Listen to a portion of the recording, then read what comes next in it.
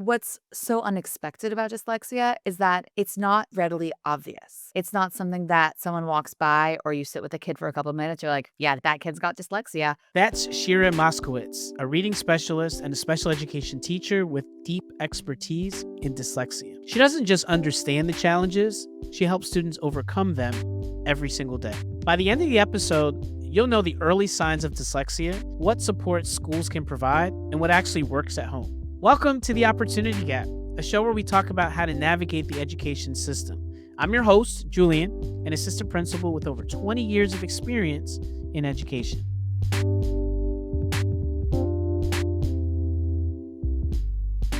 Shira, I'm really excited to have you here. Welcome. Thank you so much for having me. I've also been listening to the podcast for a long time, so exciting to be on it.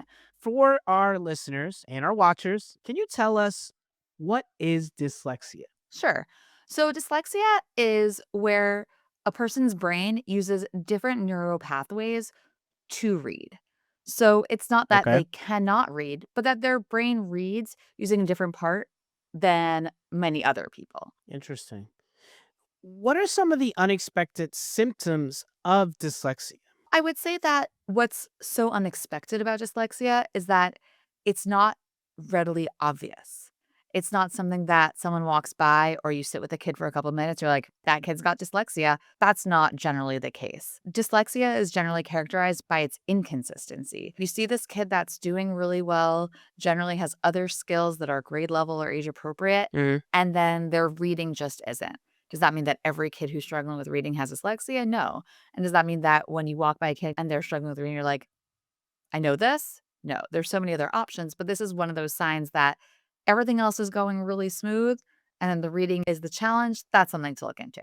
So, in my mind, I've always heard about the idea that kids kind of read backwards, so to speak. Is that true or not true? Or It's true and not true.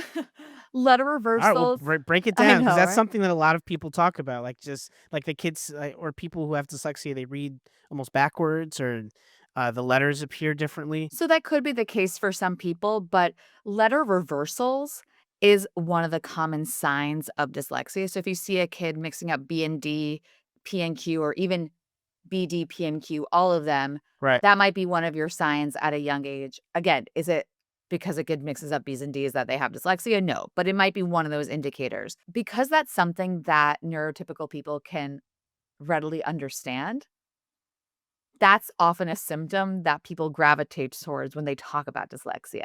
Got it. But really, dyslexia is more characterized by an inability to manipulate the sounds, put the sounds together to make a word. If I give you a word, to break apart the sounds. Hmm. So it's really that sound and manipulation. If we go back to what I said in the beginning, it's not that they can't read, it's that they need to learn in a different way to support the way that their brain reads. What are some of the early signs of dyslexia that parenting adults might notice? I think that what's surprising to me as a parent also is that really the beginning stages of learning how to read are the things that you do with your kids probably anyway, like rhyming, singing songs. Hmm. And when you notice that a child has trouble picking up a rhyme or picking up a pattern like that, that might be one of the signs of dyslexia even before they start school. So we're talking like preschool, like Yeah, 3, 4 years old. it could show up as early as that. Like I said with other things, just because a kid can't necessarily easily rhyme, does that mean they have dyslexia? No. But those could be things on your radar that if you start noticing a couple of issues, that's when you want to bring it up to either your teacher if they're school age or a pediatrician if they're preschool age. The rhyming one is a big one because if you remember I said about breaking apart sounds. Rhyming is saying I can say this word, cat and bat, they both end in at. That means I was able to separate the first sound away. A child with dyslexia might have more of a hard time doing that, and therefore rhyming is a harder skill. The other thing that you might notice with a child is they're struggling to remember multi-step instructions or sequences that have lots of steps. So it's not that as soon as you see that your child is struggling with a multi-step instruction, when you told them to do something that has three parts and they couldn't get through all three, oh no, I'm worried that my child has dyslexia. But when you're noticing a couple of these things and they're consistent, that's when you might say, this might be on my radar. Got it. So, in your experience, is there a specific age that dyslexia usually appears? I know you said like it can vary depending on the child's development, but is there like a usual ballpark time when this appears? Yes, I'm an elementary school teacher, so that is generally my lens, but I'll also say that most of the time this shows up when kids are learning how to read because it is a reading-based or a language-based challenge. It might not show up for a lot of kids until reading is really something that they're expected to be doing consistently, and then when they're realizing they can't, that's when adults around them, their teachers, their parents will notice that, "Why can't my kid read?" So I would say Got it. 2nd grade is generally when kids are expected to have, like, a solid grasp on reading, and Mhm. so 2nd grade is oftentimes where that question comes up because in 1st grade, this is pretty new stuff. So if a kid hasn't really gotten it all together in reading in 1st grade, many kids haven't, and it takes them that time, and that's developmentally appropriate. So if we're seeing them lagging behind and also not necessarily lagging behind in other areas, then we may say, is this dyslexia as opposed to having other more general learning concerns? Thinking about challenges first, what are some challenges that kids face beyond just reading? So I'll break this down into 2 things. Is because you said not just reading, it is primarily a reading-based difficulty, but Right. we don't realize how often we're reading in outside of our reading class. Hmm. So if you wanna ask a kid to read a street sign really quickly as you're driving, that's hard. It takes them a long time to process. But even let's think in school-based, if you're not learning to read, I would say past around 3rd grade, they're done teaching kids how to read, and they start teaching kids content, and reading is the vehicle that they learn it through. So, if we're talking about learning social studies or learning science, there's a lot of reading that comes along with that.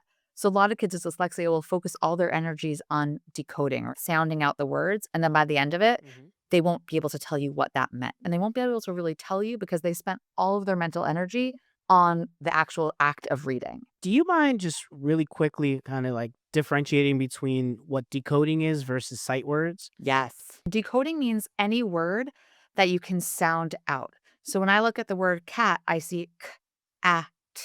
Those 3 sounds are what I would expect that letter to make, and then I can blend all those sounds together, put them together, and make the word cat. So that would be a word that is decodable, Hmm. whereas a sight word, or sometimes people call it high frequency word or common words, different spaces call them different things, but they're those words that come up a lot in the English language, but don't follow the traditional patterns. We borrow a word from a Greek or Latin root, and it sounds totally different than what we would expect. So, asking kids to know that was is not was, we don't sound it out. We just know WAS is was. So, that would be that more common high frequency sight word that in addition to having trouble sounding things out, kids with dyslexia have trouble memorizing all those words. Right. There's no pattern. They're looking at these letters and they're being told you should understand that X, Y, and Z, these arbitrary shapes make this sound, but they're focusing so much energy on sounding out those other words that high frequency words are a challenge as well.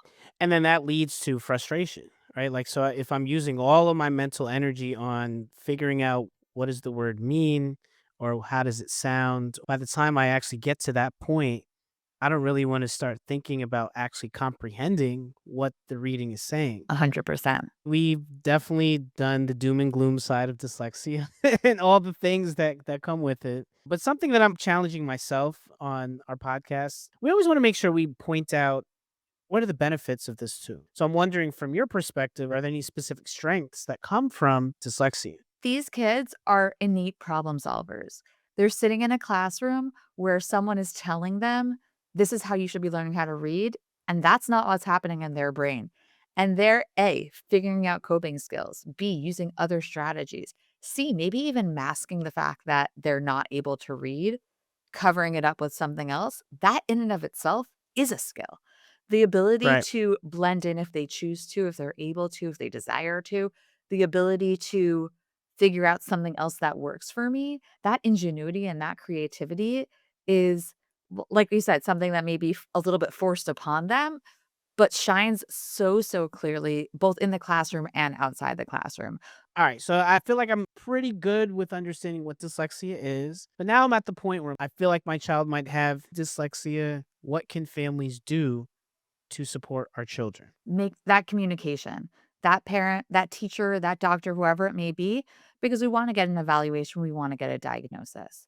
And dyslexia diagnoses are not as common as many other diagnoses because it's so nuanced. But the worst thing that you can do is say, well, I'm not really sure. So therefore, I'm just going to skip it. Got it. The other thing that you can do is think about what's happening at home that you can support. Think Right. about what you can do to set your child up for success. Are you setting up resources? Are you providing them with some assistive technology at home, which is sounds really fancy, but it could just mean like a laptop or a tablet or even a cell phone that can do some screen reading. Many of those things are free and built into devices already. What apps, what programs, like what are the things that you know are going to work? Well, it's so funny because I was gonna say that I very infrequently recommend tools that cost money. I work in an environment where Even better. that's Even better. that's Give us the freebies. that's generally a challenge, but it's also funny because dyslexia, for all of its complexities, the supports are surprisingly not complex. Two of the most common things that support a child in the moment when they're doing either a reading activity or any other learning activity are speech to text and text to speech. And those are things that are built into any device that you already have, or in some families' cases, the device that the school provides for your child.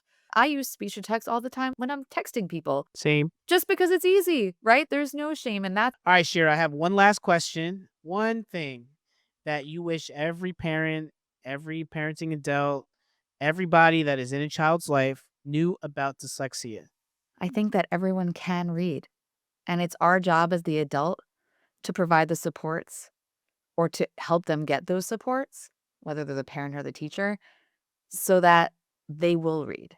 Because reading really Mm. opens up the whole world for them, and seeing dyslexia as insurmountable, it's so sad because it's not, it's accessing a different part of their brain. So let's get them the resources so that they can access it. I want that new app to be developed by that kid with dyslexia. I want them to be the CEO of that next company that changes the world. So let's be a part of that change for them and let's give them the skills that they need. Shira, I could talk to you all day long. Thank you for enlightening us with all the information. Shira, appreciate you. Thank you so much.